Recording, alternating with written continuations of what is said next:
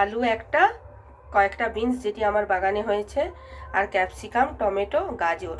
তো এগুলো দিয়ে আমি খুব অল্প তেলে আপনাদেরকে মাংসের স্টু বানিয়ে দেখাচ্ছি। আমার ছেলে বায়না করেছে যে রোজ রোজ তো মাংসের ঝোল খাই, আজকে মা সবজি দিয়ে এসে তুমি গোলমরিচ দিয়ে একটা বানাও, সেটা বানাও না। আমি বললাম ও আচ্ছা, মাংসের স্টু, হ্যাঁ ওটা বানাও, আমি খাবো। তার জন্য মাংসটাকে ম্যারিনেট করে রেখেছি পেঁয়াজ আর রসুন দিয়ে, কারণ এই স্টুয়ের আসল মশলাটাই হলো রসুন আর পেঁয়াজ। এখানে এই সুগন্ধটা গোলমরিচের সঙ্গে মিশে একটা অসাধারণ স্বাদের সৃষ্টি করে। এখানে মশলার জন্য আমি আবার নিয়ে নিয়েছি পেঁয়াজ ডুমো ডুমো করে কাটা, একটু রসুন কুচি, আদা গ্রেট করা, আর গোলমরিচ, দারচিনি, লবঙ্গ, এলাচ, একটা কাঁচা লঙ্কা। এই দিয়ে আমাদের রান্না হবে। সঙ্গে ব্যবহার করব হলুদ এবং লবণ। আপনারা দেখতে থাকুন। আপনাদের দেখিয়ে দিচ্ছি, দেখুন এই যত সামান্য তেলেই কিন্তু বানাবো স্টুটা। আর যে মাংসটা রয়েছে এটা অনায়াসেই দুজন কিন্তু খেতে পারবে।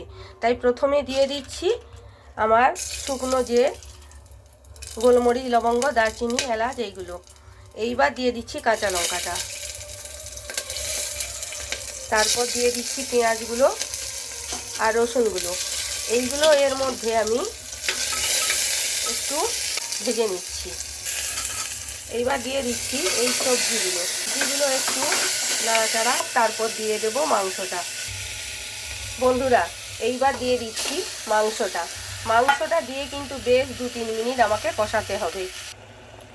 দেখুন বন্ধুরা, আমার মাংস কিন্তু কষানো হয়ে গেছে, স্টুয়ের মাংস। এবার লবণ দিয়ে দিচ্ছি আন্দাজ মতো। এইবার দিয়ে দেব আসল যেটা এই ঝোলের বা এই স্টুয়ের স্বাদটাকে খুব সুন্দর করবে, গোলমরিচ। এইটার দ্বারাই কিন্তু এই স্টুটা অসাধারণ হয়ে উঠবে।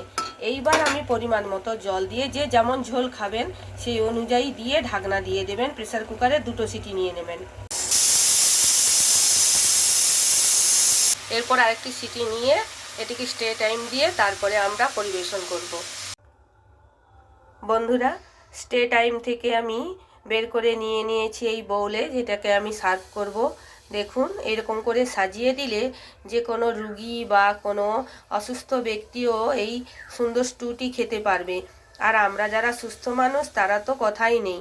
আর এই স্টু যদি আপনারা খান, আপনাদের দেহ যেমন সুস্থ থাকবে এবং আপনার পাচন শক্তিও কিন্তু স্ট্রং হবে, কারণ এতে কোনো তেল ঝাল মশলা অতিরিক্ত নেই। রিচ মশলাদার যুক্ত খান, একদিন এরকমও বানিয়ে খাবেন, দেখবেন খেতে খুব ভালো লাগবে, স্বাদ পরিবর্তন হবে। কেমন লাগলো জানাবেন। ভালো লাগলে চ্যানেলটিকে সাবস্ক্রাইব করবেন, লাইক করবেন, কমেন্ট করবেন, শেয়ার করতেও ভুলবেন না। নমস্কার।